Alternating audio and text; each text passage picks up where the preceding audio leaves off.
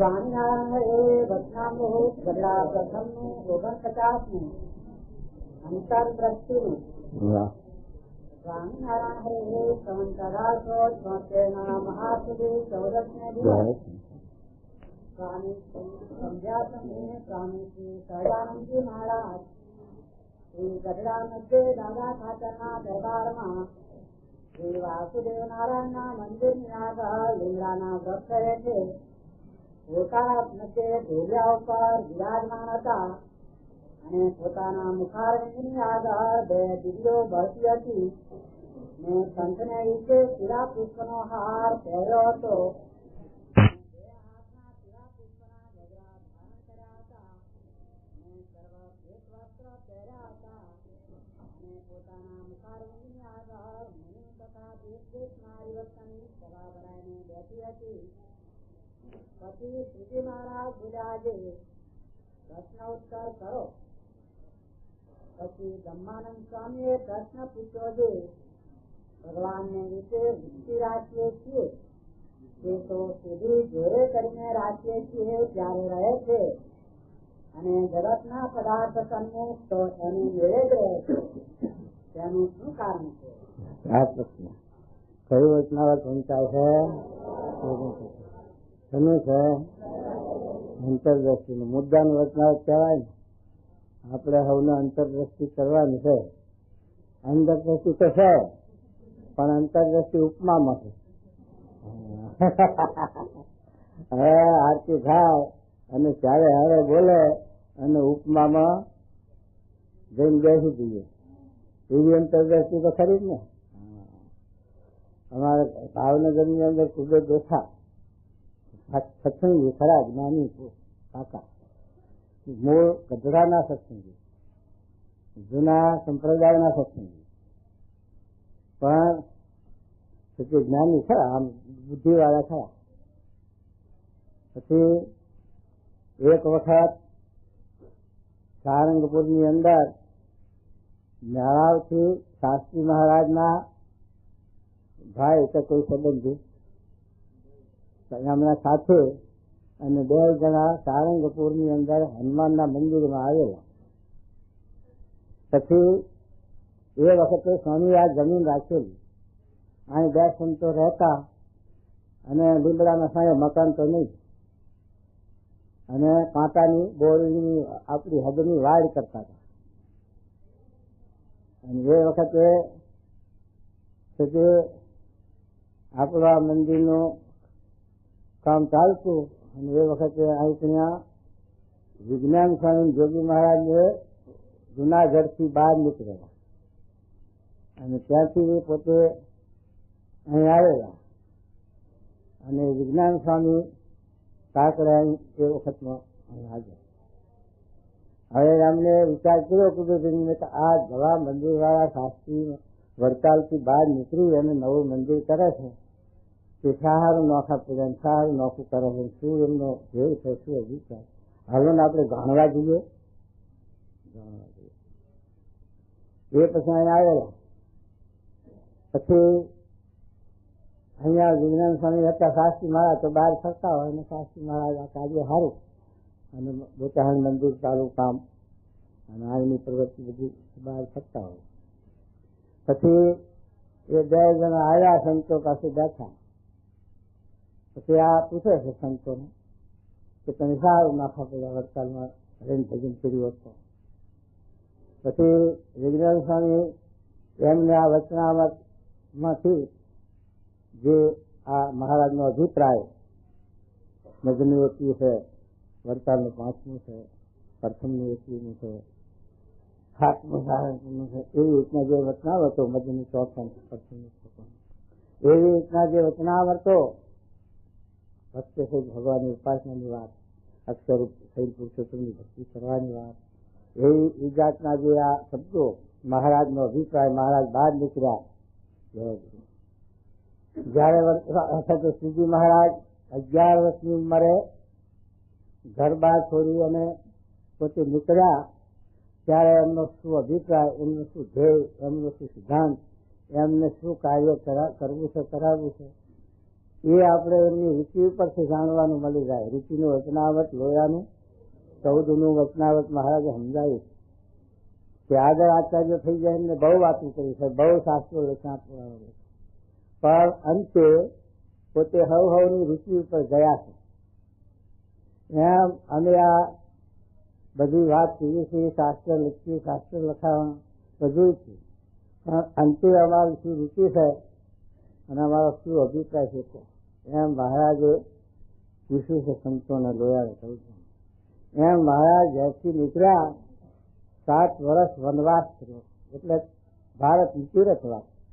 ભારતની અંદર વન આવે, જંગલ આવે, આશ્રમો આવે, મઠ આવે, મંદિરો આવે, એવી રીતે મહારાજ ફરે કે જે આશ્રમમાં, જે મઠમાં, જે મંદિરમાં જ્યાં જાય ત્યાં કોઈ વિદ્વાન શાસ્ત્રી, કોઈ મઠધારી, કોઈ મહંત, પુરાણી વિદ્વાન શાસ્ત્રી જે મળે એને મહારાજ એક જ પ્રશ્ન કરે કે જીવનું સ્વરૂપ અમને સમજાવો, જીવ ઈશ્વરનું સ્વરૂપ મને સમજાવો, માયાનું સ્વરૂપ સમજાવો, બ્રહ્મનું સ્વરૂપ સમજાવો અને પરબ્રહ્મનું સ્વરૂપ સમજાવો. આ રામાનુજાચાર્યનો અભિપ્રાય સિદ્ધાંત છે જીવ ઈશ્વરની માયા. એ જીવ ઈશ્વરની માયા મહારાજે જીવ ઈશ્વર, માયા અને પછી બ્રહ્મ પરબ્રહ્મ, આ 5 ભેદ મહારાજે શાસ્ત્રમાંથી સમજાયા. રામાનુજાચાર્યના અભિપ્રાય વિશિષ્ટતા એકનો, પણ એમાં એમને જીવ ઈશ્વરની માયા 3 જ લખી છે. એટલે જીવને ઈશ્વરને જુદા સમજાયા નથી અને બ્રહ્મને પરબ્રહ્મને જુદા સમજાયા નથી. એટલે એમાં ભૂલવણી આવે શું કે જીવ છે એ માયા કરે ત્યારે ભગવાન પરબ્રહ્મ થઈ જાય, પણ કોઈ જીવ પરબ્રહ્મ થતો જ નથી, કારણ કે પરબ્રહ્મ પુરુષોત્તમ નારાયણ અનાદિ છે. અને જેમ આકાશ અપાર છે, આકાશનો પાર પામવા કોઈ સમર્થ નથી, એમ પરબ્રહ્મ પુરુષોત્તમ નારાયણનો પાર પામવા અક્ષર પર્યંત કોઈ સમર્થ નથી. એટલે તે પુરુષોત્તમ થવાતું નથી, એટલે સ્વામી સેવ પણ કરતું નથી. એટલે મહારાજે આ વાત આપણને સિદ્ધાંતવાદ સમજાવી અને ઉપાસનાનું શુદ્ધિકરણ કરેલું. એ અભિપ્રાય મહારાજ આખા 7 વર્ષ સુધી ભારતની અંદર બધાને પૂછ્યો, એનો ઉત્તર ક્યાંથી મળ્યો નહીં. અને એ છે કે મુક્તાનંદ સ્વામીએ ઉત્તર આપ્યો છે અને મહારાજે એમ જાણ્યું કે કંઈક અહીં ત્યાં આ વાતનો કંઈક મેઠો છે. એમ જાણીને મહારાજ ત્યાં રોકાઈ અને પછી મહારાજે ફેરવવામાં ગોળ નાખ્યું. કારણ કે ગોળાને આપણે ફેરવવામાં નાખવો હોય ચાલો મોટો ઘેરાવો લેવો પડે અને પછી થોડો હંકડાવતા હાંકડો ઘેરાવો થાય. એકદમ હાંકડા ઘેરાવો ફરી શકે નહીં, એટલે મોટા ઘેરાવામાં ફેરવતા આમ ફરતા આમ ઉભું. એમ મહારાજે આ ફેરવવામાં ગોળ નાખ્યું અને આ મંદિરો કર્યા. મહારાજે બધી વાતો કરી, અવતાર એમના સ્વરૂપો પધરાયા.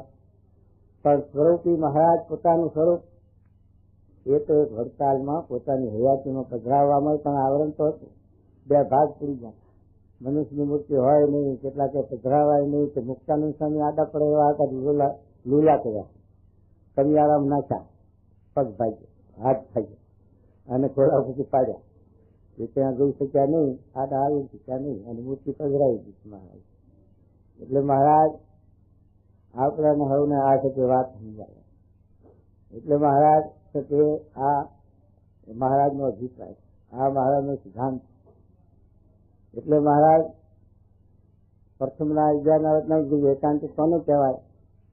તો મહારાજે અંતરદ્રષ્ટિ કરાવી દીધી. એક ભગવાન છે, એ ભગવાન છે, એ કારણ રૂપ છે અને આ એનું બધું કાર્ય છે અનંત કોટી બ્રહ્માંડ. જેમ વડનું બીજ હોય, બાજરીના અડધા દાણા છે, એની અંદર આખો વડ સમાયેલો 4 વીઘાનો. એનો જયારે વિકાસ થાય છે ત્યારે 2, 4, 6, 8 વીઘાવામાં એ વડ ફાલે, પાછું એ બીજમાં વડ આખો હમાઈ જાય. એમ ભગવાનની મૂર્તિ તો આપણા મનુષ્ય એવી 3.5 હાથની અક્ષરધામમાં દિવ્ય મૂર્તિ, નિર્ગુણ મૂર્તિ, ચૈતન્ય મૂર્તિ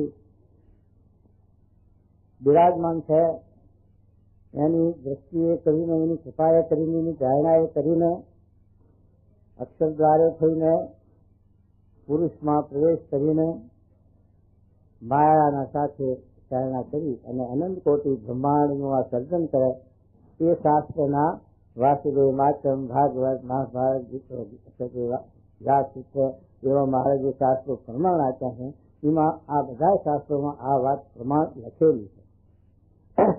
મહારાજે કલ્પિત મોઢાની ઉત્પત્તિ નહીં કરી, આ શાસ્ત્રોનું મહારાજે શોધન પ્રમાણ કર્યું. મહારાજે શાસ્ત્રની વાત હોય પણ સત્પુરુષ ભગવાન પ્રગટ થાય ત્યારે એ વાત આપણને સમજાય મન હાથ આવે, ત્યાં સુધી હાથ આવે નહીં.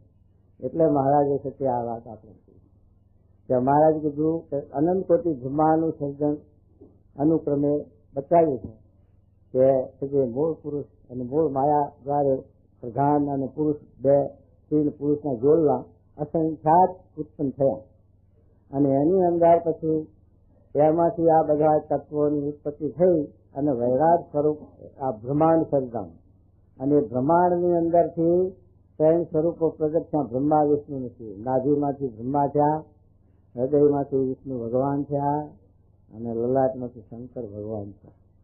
આ ત્રણ સ્વરૂપો રજોગુણ, તમોગુણ ને સત્વગુણ ત્રણ ગુણની માયા એને વિસ્તારવા માટે આ ત્રણ ગુણની આ કાર્ય બધું પૂછ્યું. તે બ્રહ્માજી આ સર્જન કરે બધું રજોગુણી સ્વરૂપ, વિષ્ણુ ભગવાનનું સત્વગુણી સ્વરૂપ બધા એનું પોષણ કરે અને બધા એને પછી નિભાવે, વર્તી પ્રમાણે. અને શંકર ભગવાન પાછી ન્યાજ ખોજ કરે અને પાછો એનું પછી, કારણ કે જો પછી બ્રહ્મા પ્રગટ કરે એટલા રહેતા સ્ત્રીના ગણ્યા અને કુંભારના ઘડ્યા અખંડ રહે નહીં અને રહે તો કુંભારનો ધંધો ભાગી પડે અને બ્રહ્માનો ધંધો ભાગી પડે. જો બ્રહ્માના આ પેદા કરેલા સ્ત્રીના ગણેલા અને કુંભારના ઘડેલા જો અખંડ રહે તો ધંધો હાલે જ નહીં. બે ના ધંધા ભાગી પડે, બ્રહ્માનો ભાગી પડે ને કુંભારનો ભાગી પડે, માટે અખંડ રહે જ નહીં. એ તો ભાગે ને તૂટે. એટલે આ શંકર ભગવાનને આ કાર્ય નથી. આપણે ખેતરમાં મોલ વાવ્યો પણ જો એને મેદ ખોજ ન કરી તો ખર જામી જાય અને મોલ બેસી જાય અને પીળો પડી જાય પાકે જ નાશ થઈ જાય. એમ જો છે કે આ બ્રહ્મા શંકર ભગવાન એમને આ તમોગુણનું કાર્ય મૂક્યું છે કે મેદ ખોજ કરે અને પછી એમની ઋષિ આવે ત્યારે હલકો ભાર કરી દે. એટલે મહારાજ આ ત્રણ કાર્ય આ બ્રહ્માંડની અંદર આ ત્રણ દેવતાઓ આ ત્રણ કાર્ય કરી રહ્યા એવા અનંત કોટી બ્રહ્માંડો, એક નહીં, બે નહીં, પાંચ નહીં, એની સંખ્યા નથી. જેમાં આકાશમાં તારા છે એ ગણાય, આ ભૂની રજગણ કરાય, આ ઝાડ નહીં પાંદા ગણાય, 5 રૂમ આવે પણ આ ગણાય એવું નથી. એવી સંખ્યા એ બધી ભગવાનના એક બીજ, ભગવાન બીજનું એમાં સમય જાય. માટે જે કારણ છે એ કારણમાં આપણે નથી, કારણમાં નથી જોતા, કાર્ય સામું જોઈએ છીએ એટલે પછી આપણે એમાં બંધાઈએ શકીએ. પણ જો આપણી દ્રષ્ટિ કારણ સામે જાય તો પછી આપણી અંતરદ્રષ્ટિ થઈ. જુનાગઢની અંદર સ્વામી આવો લક્કર કોતરે કે આ દિવાલ બિલ્લા ન કરે ને આ માળખું ઊભું કર્યું, થાંભલા ઉપર થાંભલો પાતળા ગોળથી ખોખું બે માળું ઊભું કર્યું, કઈ માળું પછી બિલના બચી જાય.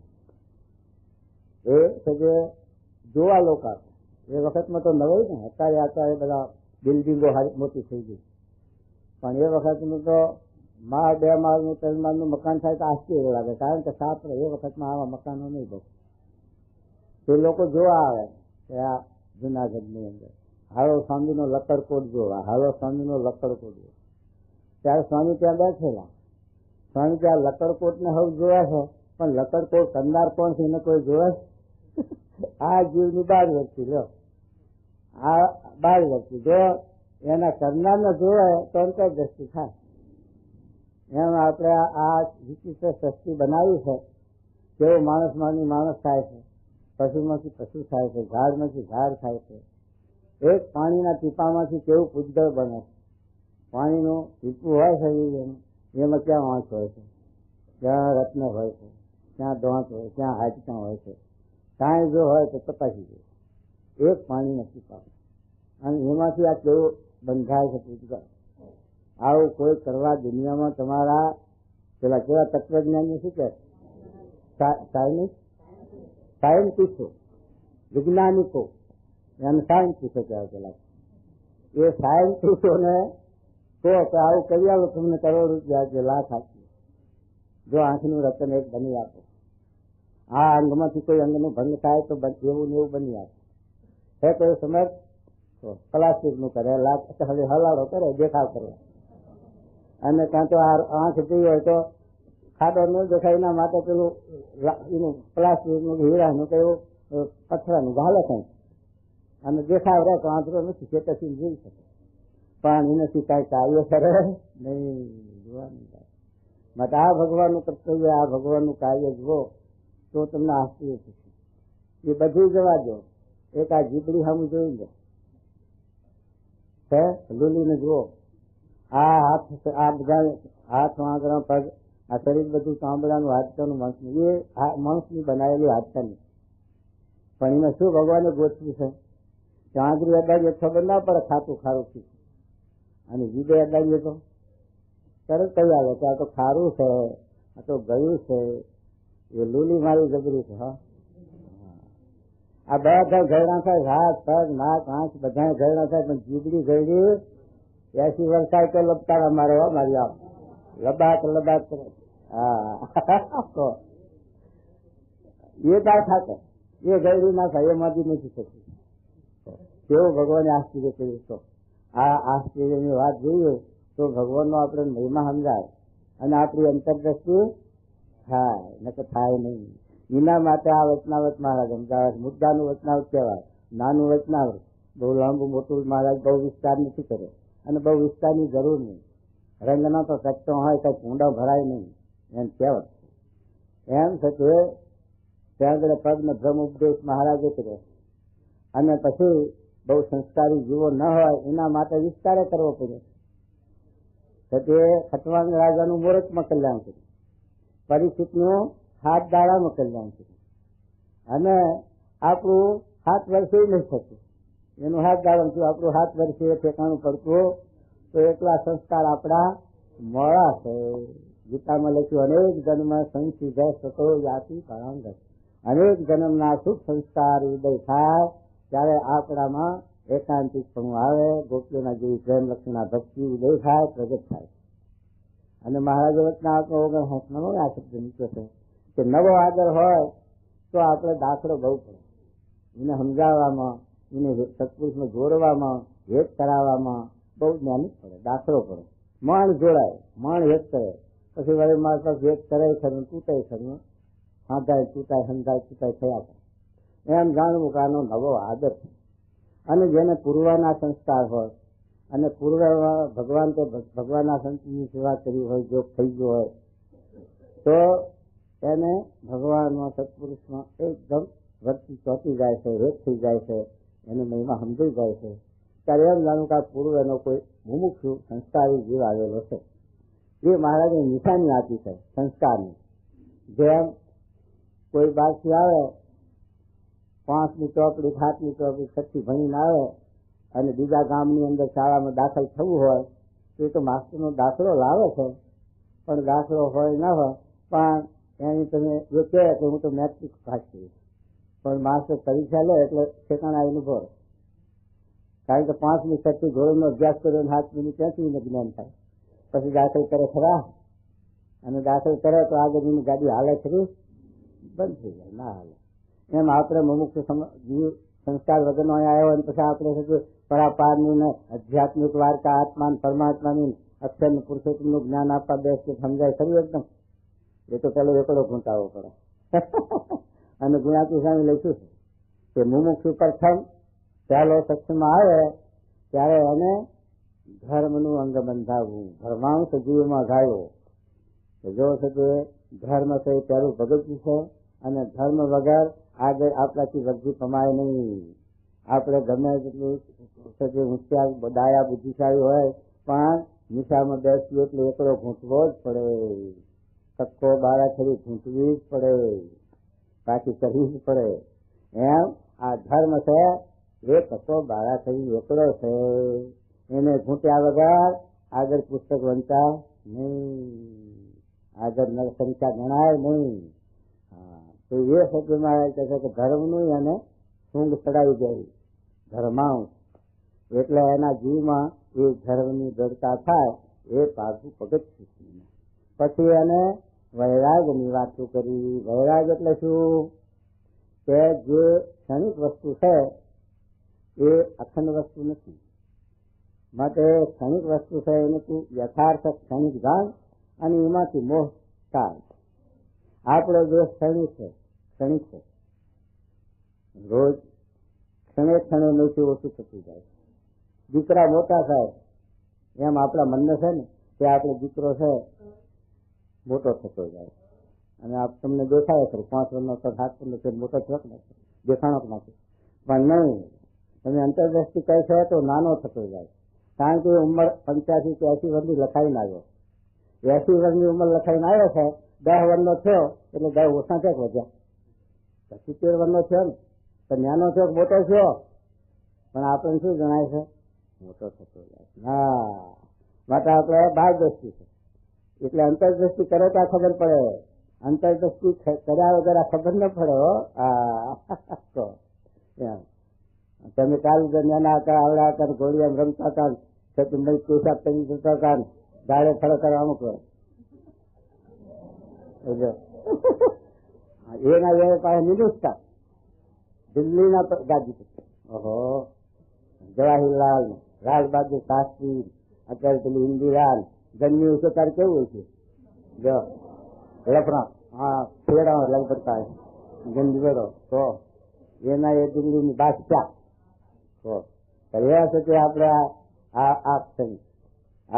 આવ્યું કે આ જગતમાં માયા ભગવાને અનાજી લખી, ભગવાનની શક્તિ છે એ અનાજીની છે, પણ એનું જે કાર્ય છે એ ક્ષણિક છે. 4 પ્રકારનો પ્રલય શાસ્ત્રમાં ભાગવત ગીતા મહાભારત બધામાં લખ્યો છે. નિજ પ્રલય, નિજ પ્રલય તમે જુઓ છો કરોડો લાખો જીવો રોજ મરતા છે, જન્મતા છે, કીડી ને મકોડી ઘાસ ને પાન ને. આ મનુષ્યમાં તો ગણતરી કરે લોકો, પણ પેલા સુધી ગણતરી કરે, પણ કેટલા જીવો એની સંખ્યા એની વાત જ ના હોય, એટલા જીવો રોજ ઉત્પત્તિ લઈ થતું હશે. મનુષ્યમાં એ લોકો ગણતરી કરી શકે 8,000 માણસો રોજ 1 કલાકમાં જન્મે છે, 1 કલાકમાં 8,000 જન્મે છે અને 8,000 નો ખતમ થાય. આવું વસ્તુ ગણતરી વાળી કઈ શોધી છે એવી વાત આવી. પણ કહેવાનું છે કે આ તો બધા જીવની વાત કરીએ તો સંખ્યા જ એ નિજ પ્રલય છે. નિજ પ્રલયમાં કેટલી અવલંબન થતું હોય. નિમિત્ત પ્રલય પછી બ્રહ્માનો દિવસ, આપણો દિવસ આ નિમિત્ત પ્રલય, બ્રહ્માનો દિવસ નિમિત્ત પ્રલય. નિમિત્ત પ્રલય એટલે શું કે બ્રહ્માનું 2 પરાર્ધ કાળનું આયુષ છે, 2 પરાર્ધ કાળનું.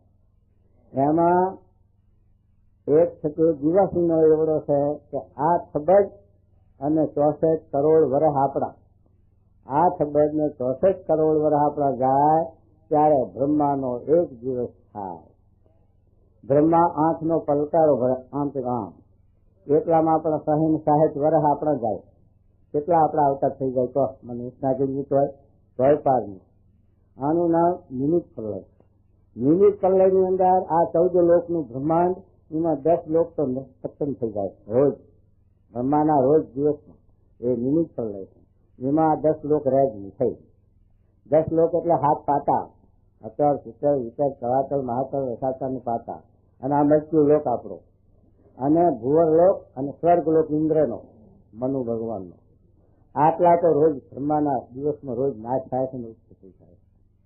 અને પછી 14 લોક એટલે 4 લોક ઉપર જ્યાં બાકી, એ 4 લોક છે એ આ 2 પરાર્ધ કાળનું આયુષ પૂરું થાય એટલે એના 100 વર્ષ ગણાય. આપણા તો સંખ્યા દ્વિપરાર્ધ, દ્વિપરાર્ધ એટલે 1 મીડા, 1 મીડા કરીએ ત્યારે 1 પરાર્ધ થાય, જેવા 2 પરાર્ધ.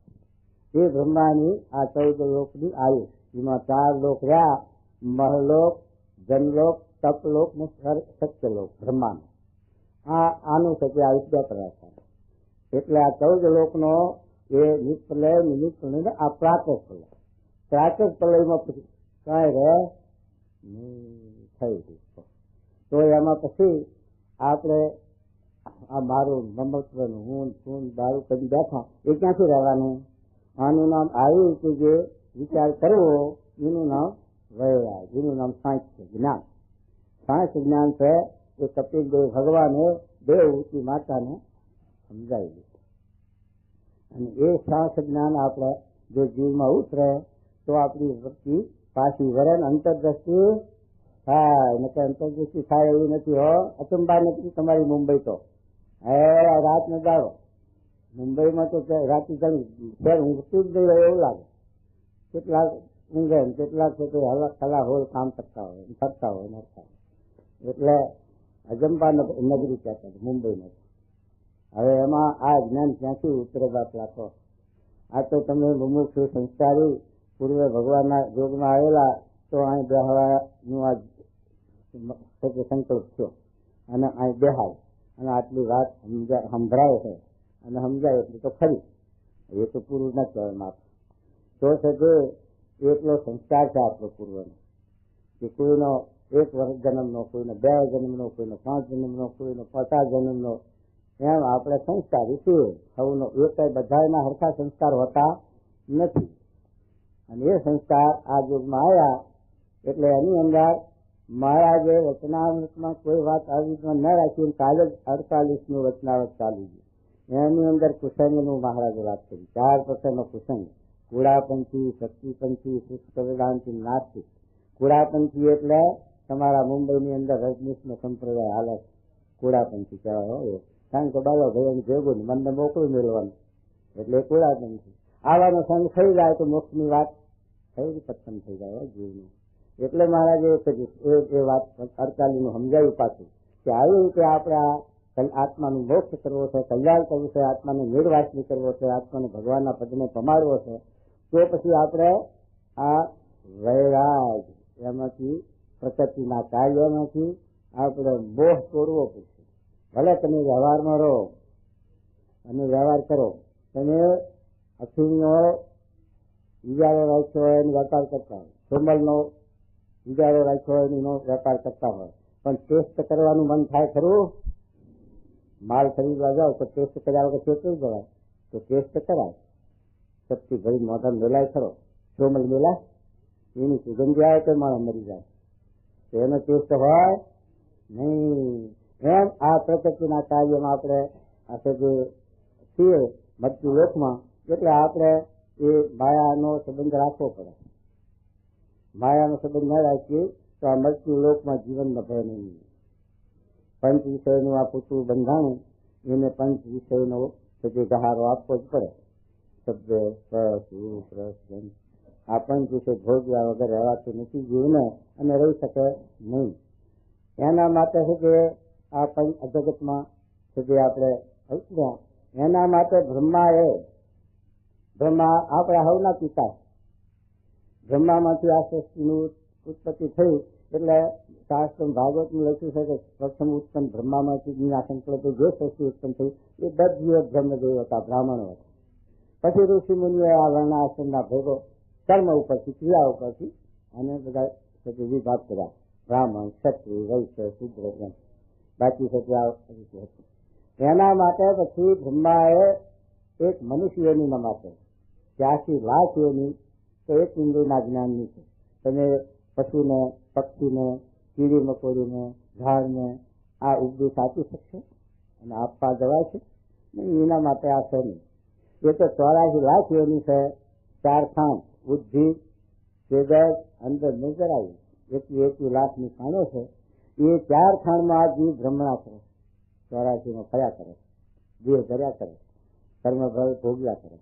એમાંથી 84 લાખ યોનીમાં ફરતે દેહમાં આવે ત્યારે એને પછી 84માં જો ન જવું હોય તો આ વેદની મર્યાદા બ્રહ્માએ કરી. એની અંદર વિધિ નિષેધ લખ્યા કે આ માર્ગે જવું, આ માર્ગે ન જવું. 4 પુરુષાર્થ લખ્યા: ધર્મ, અર્થ, કામ અને મોક્ષ. એ ચારેની પ્રાપ્તિના માટે કર્મ ભોગ લેતા. ધર્મ તમારે પ્રતિપાદન કરો તો આ રીતે કર્મ કરો. ધર્મની અંદર તમે વાવ કુવા પરત કરાવો તો સત્વગુણ સાત્વિક ભૂમિકામાં જશો અને સાત્વિક ભૂમિકા ભોગવશો. અર્થ સાધવો હોય તો તમે આ યજ્ઞ કરો, તપ કરો, બધી સાધનો બતાવ્યા. અર્થ સાધવો હોય તો નહીં શકે. અને ધર્મ અને કામની ઈચ્છા જે તમારે સિદ્ધ કર્યું હોય તો તમે આ અને તમારે રજોગુણની કર્મ ન ભોગવવું હોય, તમોગુણનું કર્મ ન ભોગવવું હોય, સાત્વિક કર્મ ન ભોગવવું હોય અને નિર્ગુણ કર્મ જે ભગવાનના પદને પામવું હોય ને 84 માંથી મુક્ત થવું હોય તો મોક્ષ સાધના કરો, નિષ્કર્મ કરો. હવે કર્મ કરો પણ કોઈ પણ સ્વાર્થ, કોઈ પણ વાસના, કોઈ પણ ઈચ્છા છોડી દઈ કરો તો તમે મુક્ત થશો. આ રીતે બ્રહ્માએ વેદની મર્યાદા બાંધી દીધી. એના અને અનુસરીને ચાલે તો મનુષ્ય મોક્ષ એ પામે.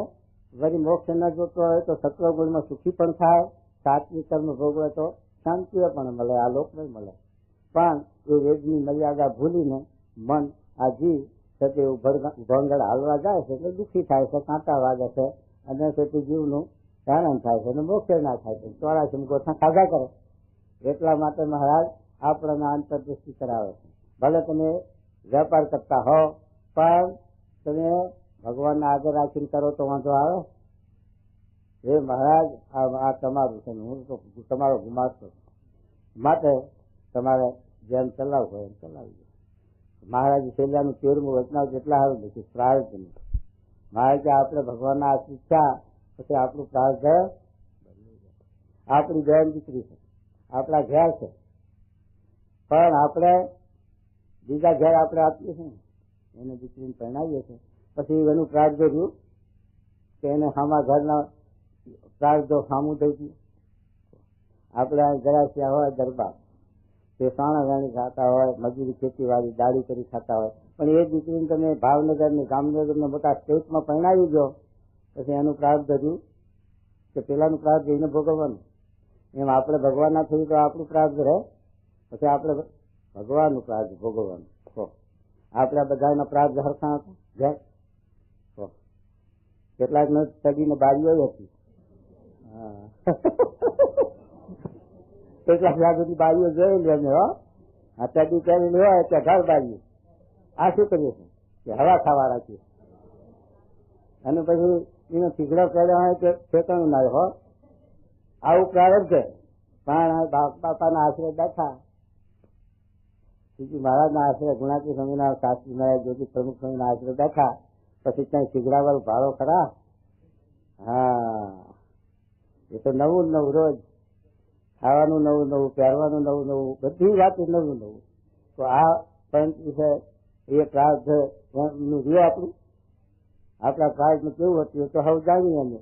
તો હા, છાપરા આ જોવા બધી લાખની હવેલી અત્યારે 2 લાખ ના થયા તો કરોડ થાય. મોંઘવારી બહુ સાગની અત્યારે. તો એવા છે આ પ્રાર્થ કોનું ભોગવીએ છીએ? મહારાજ સ્વામીને. આ પ્રાર્થ આપણું નથી. આપણું પ્રાર્થ ફરી ગયું અને અહીંથી દરવાજા બાદ ડોકું કાઢીએ તો ઉભું છે આપણું પ્રાર્થ પાછું. હો, ભગત જતા હતા મુંબઈ, ક્યાં જાવ છો? મુંબઈ કમાવા. અહીંયા બરોબર નથી રોજગાર ચાલુ. તે પછી એક એનું પ્રાર્થ આગળ આવ્યું. ત્યારે કહો કે ભાઈઓ તમે કોણ છો? કે હું આ ભગત નું પ્રારબ્ધ છું.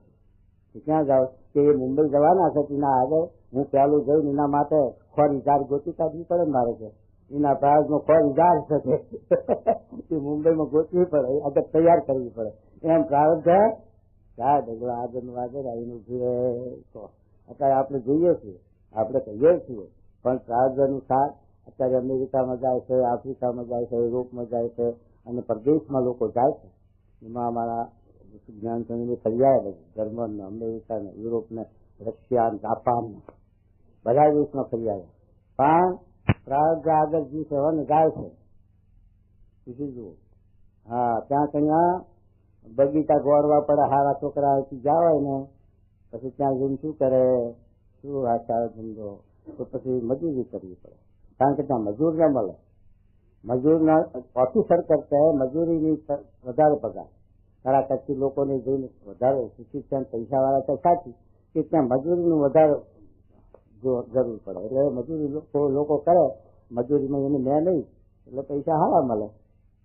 પણ એ છે પ્રાંત અમારે પ્રભુદા અત્યારે હાલ વિદ્યાનગરમાં આપણા દેશના ગાના આફ્રિકામાં ગયેલા કેટલાય વર્ષ રહ્યા, પછી અહીંયા આવ્યા. પ્રભુદાસ શું તમે આફ્રિકામાંથી જેમ કમાણી કરી રહ્યા કે ધોતી પહેરી જેમ ખુદ પહેરીને આવ્યો, પછી એમથી કેટલી કમાણી કરી ગઈ તો આપણા એ પ્રમુખ સ્વામી ના આશ્રમ પડ્યા છે અત્યારે લેજ મારા શિક્ષિત છે ને મકાનો બાંધી ગયા વિદ્યાનગરમાં, એ પ્રમુખ સ્વામી નો પ્રતાપ. બાકી એમનું પ્રારંભ તો કે બાળક જેવું આ પ્રારંભ છે. એટલે મહારાજે આપણે આ વાત સમજાવી છે કે આપણે મહારાજ આ રચના સમજાવે છે અંતરદ્રષ્ટિ. કે અંતરદ્રષ્ટિ શું છે કે આપણે આ પ્રકૃતિના કાર્યમાંથી પાછી વૃત્તિ વાળવી વૈરાગ એ અંતરદ્રષ્ટિ. અંતરદ્રષ્ટિ ભગવાનમાં વૃત્તિ રાખવી. ભગવાન અખંડ છે, અવિનાશી છે, અને ભગવાનનું જે સુખ એ અવિનાશી. જે માયાનું સુખ અવિનાશી હોય, દૂધ પાકમાં સુખ ખરું, પણ પછી 2 વાગતા વધુ ચડાયો હોય તો ગોળી ગોતવી પડે ને, વૈદ ગોતવો પડે ને. આ બધા સુખ છે તો ત્યારે નોતર ફાળગો, પણ હરારાત રોડ ઉપર જતી હમ જઈને જીતતા નહીં, પછી સખ્ત દુઃખ. ત્યારે સુખ સાથે દુઃખ રહેલું. જે નાશવંત વસ્તુ છે એ સુખ ને દુઃખ બે આપે. હરક નું સુખ હારે રહેલા. ચિત્રકેતુ કરોડ સ્ત્રીઓ વાંચ્યો, છોકરા હારું કચરો લઈને માથું પૂછે, હાય છોકરો હાય. પછી છોકરો નારદજી આપ્યો પણ બાર દુખાવા નતો આપ્યો, પાછો લઈ લીધો 10 મહિને 12 મહિને, પછી પાછો પથરો લીધો, હાય છોકરો. જયારે છોકરો છે ત્યારે હાથરો રહે, ઢોલ વગાડે, રાજા હતો એટલે શું ગામો ગામ ધામધૂમ થઈ. પાછો લઈ લીધો, પથરો પૂછે. એટલા સારું દેવાની સ્વામી આપણને સમજાવી ગયા કે હરક શોકની નદીઓ મોટી તેમાં જાય તણાણો, દેવાનંદ કહે હરિ ભજાઈ ના ઘણે દુઃખે ઘેરાણો. માટે જો શિક્ષા થવું હોય તો સુખ ભગવાન થાય છે, સત્પુરુષ પાસે છે. સુરપુર નરપુર નાગપુર એ તીનમાં સુખ નહીં, કાં સુખ હરિતા ચરણમાં કાં સંતન કે માન. જો વૈભવે સુખ થતું હોય તો અમેરિકા વાળાને પૂછ્યા આ જઈ આવ્યા 80% છે જે મગજ મેચ વિચારવાળું. આટલી શારીરિક છતાં શાંતિ નથી. અને ઇન્દ્રના ઘેર થોડી સાથે શાંતિ છે. ઇન્દ્રનું રાજ એટલે દેવલોકનું રાજ. આ મનુષ્ય લોકના રાજમાં પણ કેટલું સુખ વૈભવ હોય છે, તો પછી દેવલોકના રાજમાં સુખ કેટલું હોય છે? તો એના ઘેર તો મણીનો મોલ, અપસરાઓ, ચિંતામણીઓ, પારસમણીઓ, કલ્પવૃક્ષ. પણ એને હક થતું ગૌતમના ઘરમાં બેઠા.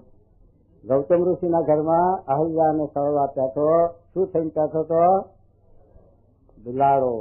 પછી ગૌતમ ઋષિનો શ્રાદ્ધ છે, શું થયું? 1000 ભગ. એક ભગંદર હોય તો માણસ દુઃખી કેટલો થાય?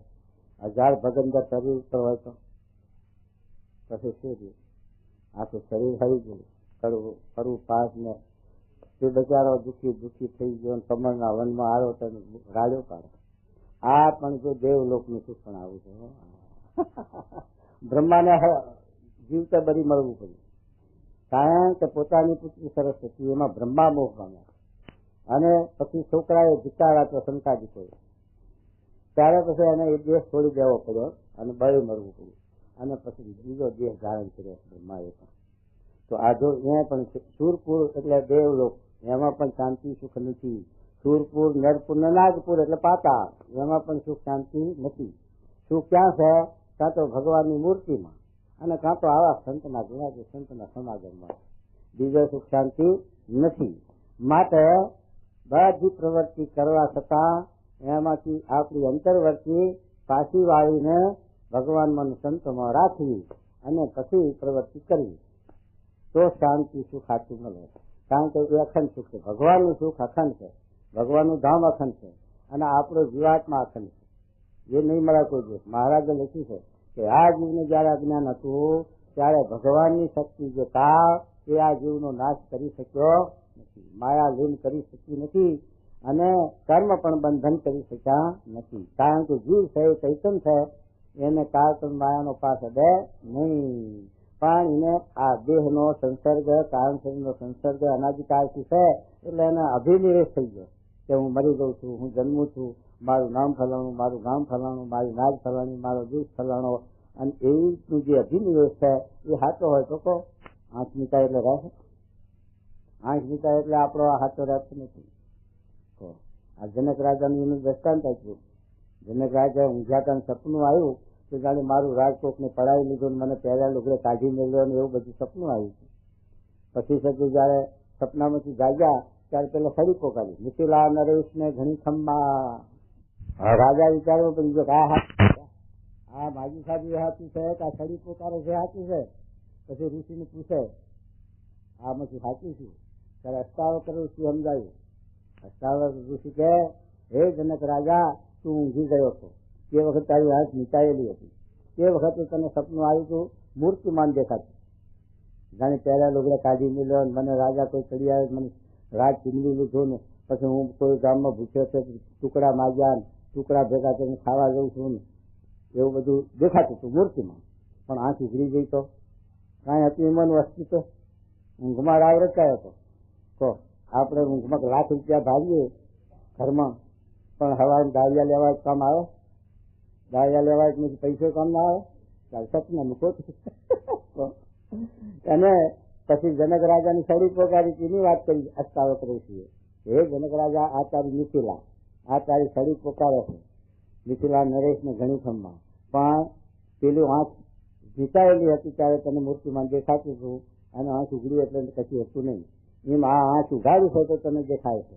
મિથિલા ના સડી પોકારે છે, પણ તારી આંખ નીચા છે એમાંનું પછી તારું ખરું કાંઈ અસ્તિત્વ? ત્યાં મિથિલા તારી પછી આત્માનું ભગવાન ગમે ત્યાં નાખે ત્યાં ખરો, અને દેહ ને તો ભસ્મ. પછી તારું મમત ક્યાં જો કે મારી મિથિલા ના મારું શકે?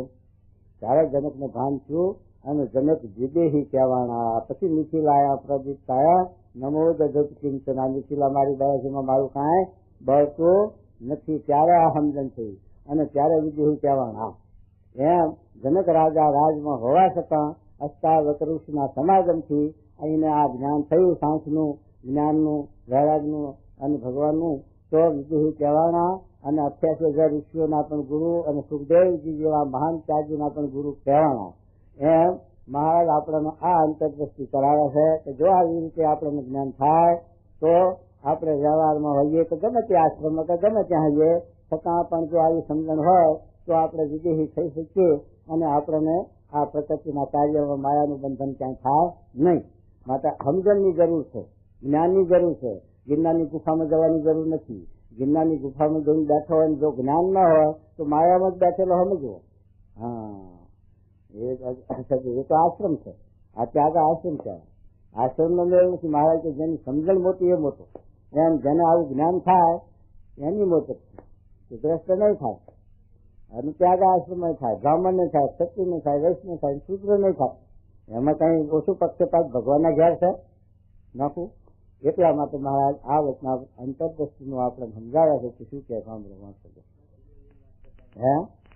કુબેરભાઈ ની વાત એવી હતી કે કુબેરભાઈ ને પછી આવેલા વિજ્ઞાન સ્વામી પાસેથી આ વાત સાંભળી એટલે એમના જીવને એમ થયું આ લોકનું સાચી વાત છે. મહારાજનો અભિપ્રાય પ્રમાણે આ લોકોનું કાર્ય લાગે, તેવા મંદિરો નાખું કરવા માંગે છે. એટલે તે ભક્તિ સહિત ભગવાનની ઉપાસના કરી મહારાજનું છે. કારણ કે આપણે સ્વામિનારાયણ ભગવાનના ઉપાસક છીએ અને સ્વામિનારાયણ આપણે સર્વોપરી માનીએ છીએ, તો મધ્ય મંદિરમાં સ્વામિનારાયણની મૂર્તિ જોઈએ. અને એના ભક્તને મધ્યના એકલું ચોખ્ખું લખ્યું છે ને મહારાજે, કે મધ્યના એકલું શું લખ્યું ચોખ્ખું કે છે કે મહારાજ કે જેવો પરોક્ષ ભગવાન રામ કૃષ્ણ એનો આપણે મહિમા છે, અને એના ભક્ત ઉદ્ધવ અકૃત ગાવા વનરાવના ગોપ એનો મહિમા છે.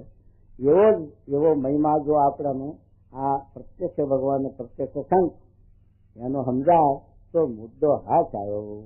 આ વાર્તા મહારાજ કહે છે એક વાર સમજો કે લાખ વાર કહે સમજો, આજ સમજો કે લાખ વર્ષે સમજો, પણ સમજે જ આ શબ્દ મહારાજના.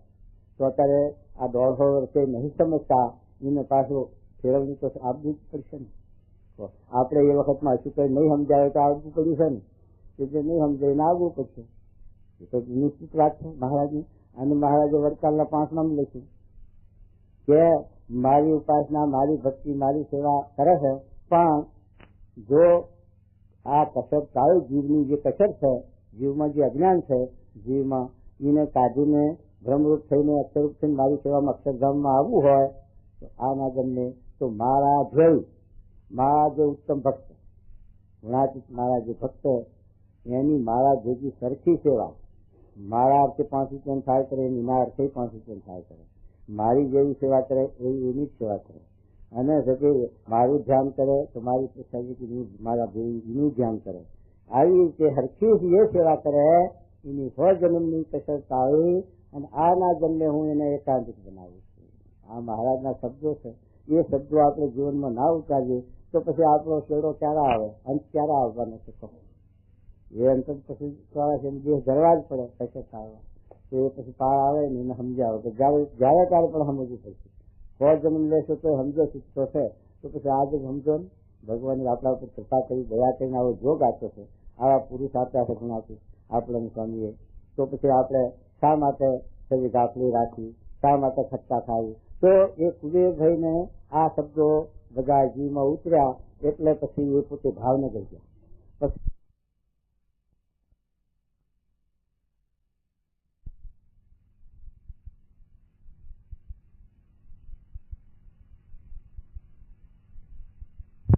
ભાઈને આ શબ્દો બધા જીવમાં ઉતર્યા એટલે પછી એ પોતે ભાવનગર ગયા.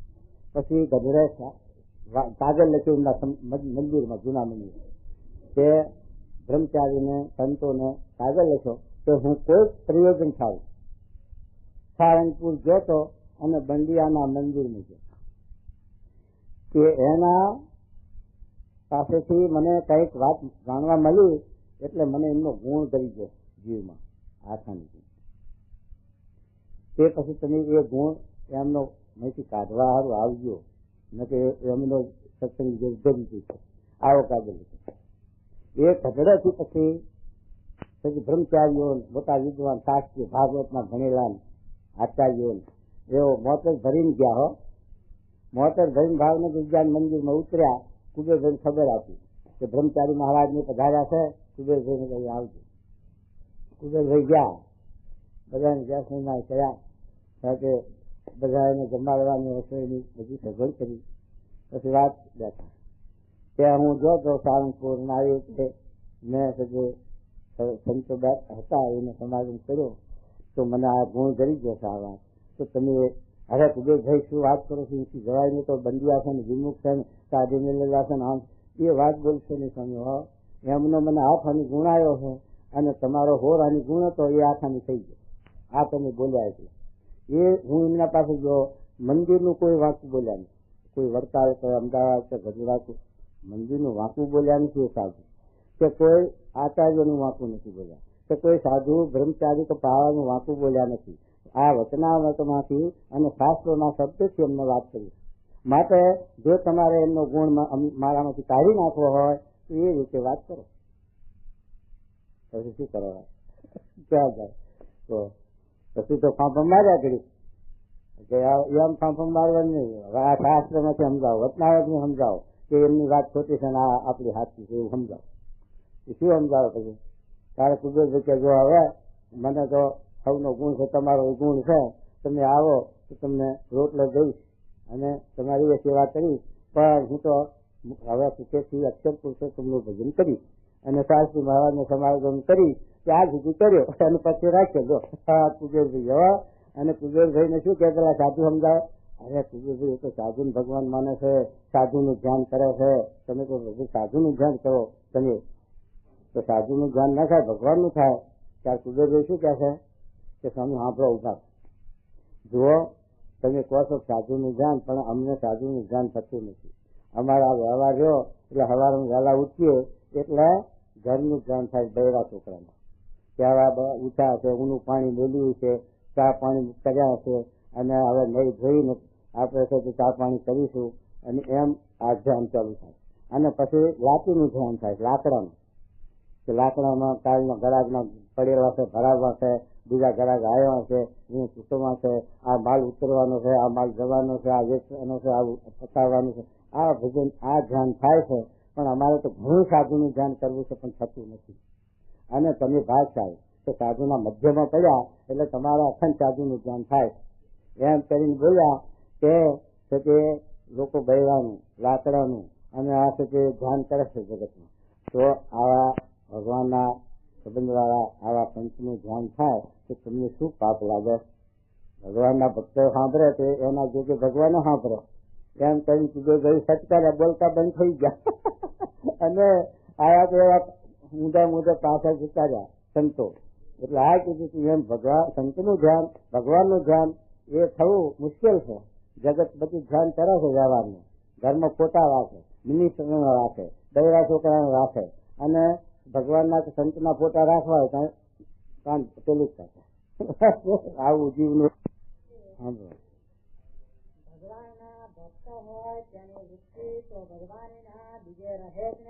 ભગવાનના જે ભગત હોય એની વૃત્તિ તો ભગવાનમાં જ હોય. ભલે કામ કરતા હોય, વ્યવહાર કરતા હોય, ખેતી વાળો ખેતી કરતો હોય, અને વેપાર વાળો વેપાર કરતો હોય, અને નોકરી હોય તો નોકરીની રીતે નોકરી કરતા હોય.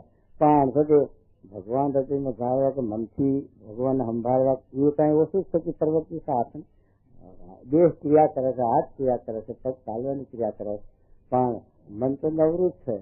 જો મનને એમાં જોડી મળે તો વાંધો નહીં, પણ એ ટેવ પાડી ના હોય, એનો અભ્યાસ ન કર્યો હોય તો ન થાય, નકર તો જરૂર થાય. અમારે મુંબઈમાં ભૂતો છે છતાં તમને ખબર હોય તો રાજુલાના ભૂતો છે મુંબઈમાં.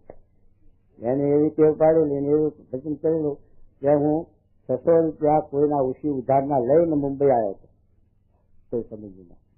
એને બદલે માળા બાંધ્યા મુંબઈમાં અને લખોપતિ થઈ ગયા, કરોડોપતિ.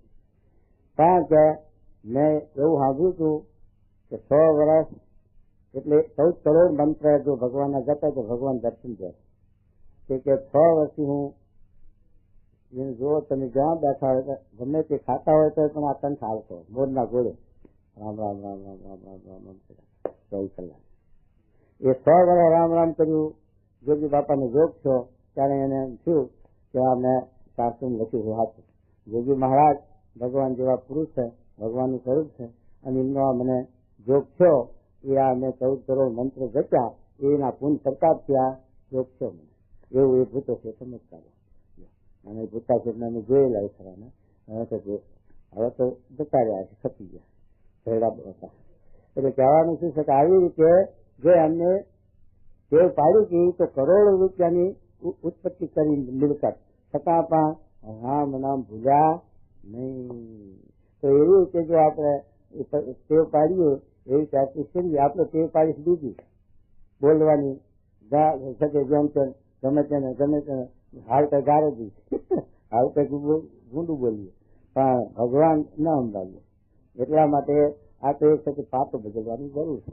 જેમ રેલનો પાતો આમ પેલો ખાંધા વાળો બદલે, ગાડી આમ જતી આમ જાય, એમ આપણી ગાડી ભલે ને આમ જતી નથી ઉત્તરમાં જાય. જો આટલું બદલીએ તો બીજું કાંઈ બદલવાની જરૂર નથી. લે તો શું કહેજો રહે છે.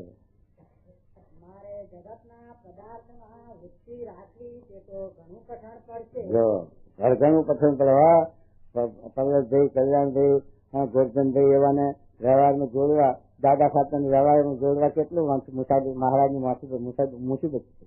દાદા ખાતરની ઉંમર તો નાની હતી અને સજે વસ્તી નથી, એટલે મહારાજે સજે એમના સંબંધ જોડે કહેલું કે દાદા ખાતરને જો બીજું ઘર કરાવો તો સારું, અને એની વસ્તી તો સત્સંગ દરબારમાં રહે ને કે દરબાર આપણો ઉજળ થશે. તો મહારાજને એ વાત સમજાણી એટલે મહારાજ પોતાની પરિણાવી કે માણ મહારાજે ઉભો કર્યો. મહારાજે માથે લીધું, હું આવીશ તમારી ગાંધમાં, આટલું અમારું વચન માનો, પછી થતું તમારે એમ કરીને પ્રધાને ઉભા કર્યા. તો એ ભગવાનના ભક્ત હોય એની વસ્તી ભગવાનમાં જ રહે. જગતમાં રાખવી હોય તેને કઠણ પડે, અઘરું પડે, આ કામ હું કેમ કરી શકીશ એવું થશે.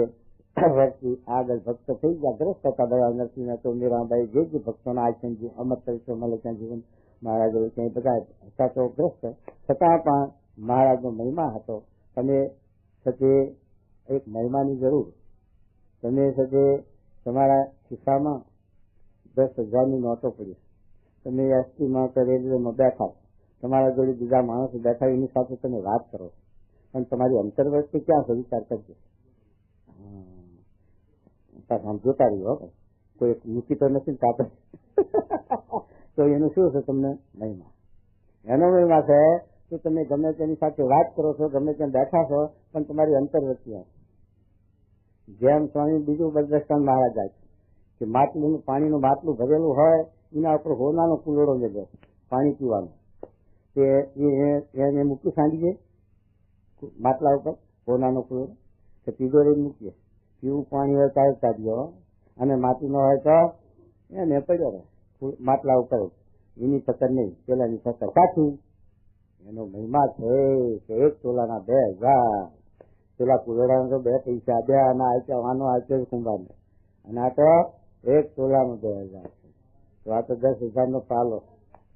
એમ જો મહિમા સમજાણો છે તો એનું આપણે જતન થાય છે, ચિંતન થાય છે, મનન થાય છે. એ ચિંતન મનન કરવામાં તમારો વ્યવહાર ખોરવાય છે, વ્યવહાર અટકે છે, તો પછી આ ચિંતન કરવાનો વ્યવહાર કેમ તમારો અટકશે? નહીં અટકે. માટે ચિંતન કરો, ભગવાનનું ચિંતન કરો, સત્પુરુષનું ચિંતન કરો, ભગવાનના હૃદયમાં સત્પુરુષને રાખો, અને પછી વ્યવહાર પ્રવૃત્તિ જે તેમ તમારી હોય તે કરો. એમ કહ્યું.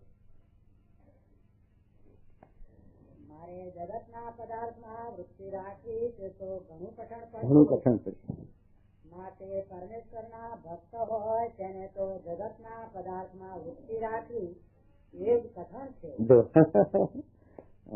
અને જે જગતના જીવ છે તેને પરમેશ્વરમાં વૃત્તિ રાખવી તે ઘણી કઠણ છે. તમે આવ્યા છો પણ તમારા મિત્ર, તમારા ભાઈબંધ કોઈ હગા હોય, સત્સંગ લાયા હોય તો એનું વૃત્તિ કેમ હોય? નથી પૂરું થાય ને ઉઠે અને ઉઠીએ એમ થાય કે નથી સાચું બોલજો. એની વસ્તુ બહાર હોય. હા, ક્યાંય ચોટે નહીં, બેઠા હોય તો વસ્તુ બહાર. હા, જાણે કાશ પૂરી થશે ના ચારાથી ઉઠ્યા તો સારું, સરને લાજે દઈ રહે પછી પણ ચીકણીએ બાંધ્યું. અને સત્સંગ જો હોય એની વસ્તુ આમ આવે કે આમ શું કહેવા માંગે મહારાજ, અને આપણે અંતરદ્રષ્ટિ છે, બહારદ્રષ્ટિ છે, એનો વિચાર કરે તો શું કહેવું? માટે જેને પરમેશ્વરના વૃત્તિ ન રહે તે પરમેશ્વરનો ભક્ત નહીં. થયું કલમ કાઢી નાખી કે જેની વૃત્તિ ભગવાનમાં ન રહે તો પછી ભગવાનનો ભક્ત કેવી રીતનો કહેવાય? ન કહેવાય. સત્સંગમાં આવે છે તો થોડે ભગત થશે. અને તે સત્સંગમાં આવતો હોય તો એ ધીરે ધીરે સંતની વાર્તા સાંભળતા પરમેશ્વરનો ભક્ત થશે.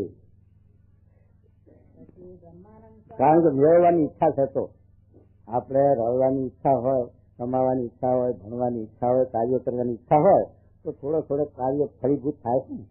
એમ આપણે આ માર્ગે જવાની ઈચ્છા હોય તો એ એવી રીતે થવાય.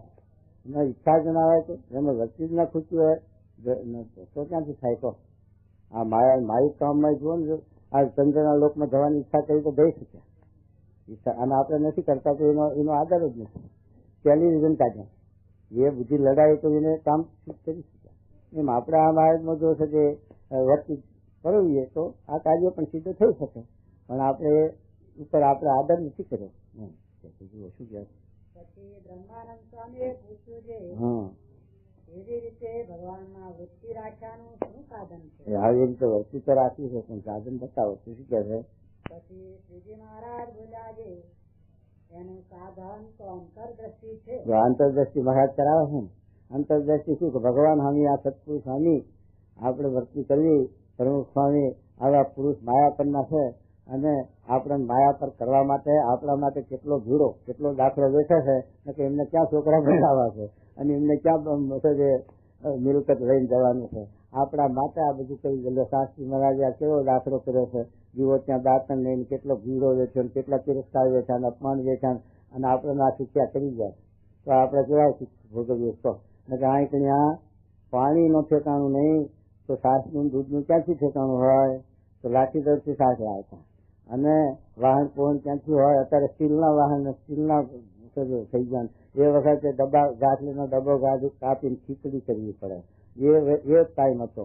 અને એવા ટાઈમમાં સંતોએ સ્વામી શાસ્ત્રી મહારાજે ધીરો વેઠી અને તિરસ્કાર અને અપમાન સહન કરી અને આપણા માટે આ સુખ કરી ગયા. તો શું કહે, ભમેડે રંબા કે શોક કે બાજી દંજી પોરંબા, શું કરવા કરી ગયા? ભજન કરવા. આ તમને બધી વાતે શાંતિ સુખ કરી આપ્યું છે અને સાનુકૂળ હોય તો ભગવાન ભજાય માટે આવું સાનુકૂળ કરી આવ્યું છે માટે ભગવાન ભજી લો. અને જો આમાં રહીને ભગવાન નહીં ભજો તો અધોગતિ છે અને ગુનેગાર. એમ આ મોટા પુરુષ નો આશીર્વાદ થાય. હવે શું છે જો હા જો આ પ્રત્યક્ષ ભગવાન મળ્યા છે. આપડે પૂછ્યું તમને પ્રત્યક્ષ ભગવાન મળ્યા છે? ના ના, આપડા ચાચી એમાં ભાગ. એ તો 86ની સાલમાં મહારાજ અંતર્ધ્યાન થયા તે પહેલા અમારા ઘડિયા હતા દાદા 2-5 પેટી, ત્યારે એમને જોગ હતો અને એમને મળેલા. પણ અને આ વંશ પરંપરાના સત્સંગી છીએ અને મહારાજની મૂર્તિઓ છે અને અમે સાધુ સંતને જે સીધું આવ્યું છે ધર્મ જો આવ્યું છે એ સત્સંગ છે. પણ ભગવાન તો કઈ ભાવાતા નથી, સંબંધ નથી છે. એ કાળ પડે આવા ગુણાતીત પુરુષ છે એમાં ભગવાન અખંડ રહ્યા છે અને એમાં અખંડ રહીને પ્રથમનું હત્યાવીનું, છેલ્લાનું સદીનું હત્યાવીનું, ત્યાં ચુનાવીનું એવા ઘટનાવતો મહારાજે અને શાસ્ત્રોમાં રામાયણ, ભાગવત, ગીતા બધામાં લખ્યું છે કે સત્પુરુષ દ્વારે મહારાજ અખંડ વિરાજમાન છે. સાહેબનું રત્નાવર્ષન પ્રથમનું એમાં લખ્યું છે કે મારી 8 પ્રકારની પ્રતિમાનું 9મા સંત તે જેવી પ્રતિમામાં જેવો રહ્યો છું એવો ને એવો અસત્પુરુષમાં રહ્યો છું. સત્પુરુષને મનુષ્ય જેવા જાણે છે અને પ્રતિમાઓને પાછળના જાણે છે તો એને ભગવાનનો નિશ્ચય જ નથી. આવો શબ્દ મહારાજ લખ્યો, નિશ્ચય જ નથી એમ મહારાજ કહે છે. એટલે સત્પુરુષ દ્વારે આપણે પ્રગટ ભગવાન મળ્યા છે. જેમ આપણા કોઠામાં ભૂત પ્રવેશ કરે અને આપણા ભાવને ફેરવી નાખે એમ સ્વામીમાં મહારાજ અખંડ આવી અને મહારાજે સ્વામીને દબાવી અને પોતાનું સ્વરૂપ પ્રગટ કર્યું છે. એટલે મહારાજ જ કામ કરી જાય પ્રમુખ સ્વામી જાય. અને મહારાજના આપણે જાણી આપણે જળ દેવતીની પૂજા કરવી હોય તો પાણીમાં ચાંદલો થાય, પણ ઘડો કે લોટો ભરેલો પાણીનો હોય ચાંદલો લોટાને કરીએ તે લોટાને પૂજ્યું છે તો જળ દેવતીને. એમ સ્વામીને ચાંદલો કરીએ તો સ્વામી નથી પુસ્તકોને પૂજ્યું છે મહારાજને. આ ચાંદલો મેં મહારાજને કર્યો એવા ભાવથી કરવો તો આપણે શક્તિ મહારાજની પતે. આ આપણે હું સ્વામીની સેવા કરું છું એ મહારાજની સેવા કરું છું એમ જાણીને જો આપણે સ્વામીને સાથે સેવા કરીએ અને સ્વામીનું સમાગમ કરીએ તો મહારાજના સમાગમ બરોબર પ્રાપ્તિ અને બરોબર કલ્યાણ નમો. મહારાજ ભગવાન પરોક્ષ થતા નથી. જ્ઞાનીના મતે છે, અજ્ઞાનીના મતે જાય છે ના એમ લખી શાસ્ત્ર એમ કે જુઓ. જેવા પોતાને પ્રત્યક્ષ ભગવાન મળ્યા છે તેની મૂર્તિ સામે જોઈ રહ્યું એમને સામું જોઈ રહ્યું તે અંતરદ્રષ્ટિ છે. એમની મરજી મેળવીને બીજા આપણે કરીએ એ બાદ એમની મરજી ચૂકી અને મનધારી કરવા જોઈએ એ બધી બાદ.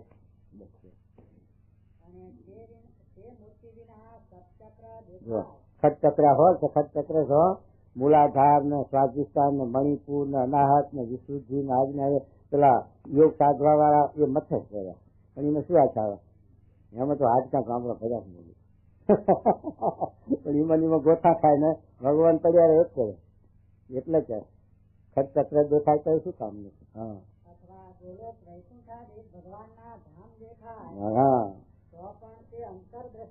તોય અંતરદ્રષ્ટિ નહીં. જો ખટચક્ર નું જોણે ભગવાન નો ધામ દેખાય તોય અંતરદ્રષ્ટિ થઈ. પણ આ પ્રત્યક્ષ સ્વરૂપ મળ્યું એની મરજી પ્રમાણે વર્તવું, એમાં વર્તી રાખીને એમાં દ્રષ્ટિ રાખીને એને અનુસરીને રહેવાય એટલી અંતરદ્રષ્ટિ.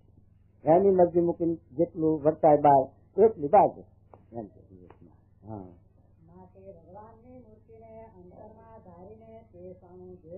હા અથવા બહાર ભગવાનની મૂર્તિ સામે જોઈ રહ્યું તેનું નામ અંતરદ્રષ્ટિ. મૂર્તિ બેઠી હોય હામાં છે સ્વામી એમ ધારીને પણ એમાં વર્તી રાખી એ અંતરદ્રષ્ટિ. અને તે મૂર્તિ વિના બીજે જ્યાં જ્યાં વૃત્તિ રહે તે સર્વે બાહ્ય દ્રષ્ટિ છે. પછી વળી શ્રીજી મહારાજ પરમહંસ પ્રત્યે બોલ્યા છે હવે તો બે જણ થઈને સામસામા પ્રશ્ન ઉત્તર કરો. પછી ઘણી વાર સુધી પરમહંસે પરસ્પર પ્રશ્ન ઉત્તર કર્યા. તેને સાંભળતા થતા શ્રીજી મહારાજ તેમની બુદ્ધિની પરીક્ષા કરતા હોવા. વચનામૃતમ એવું છે. ગરડા પ્રથમ નું 49 થયું.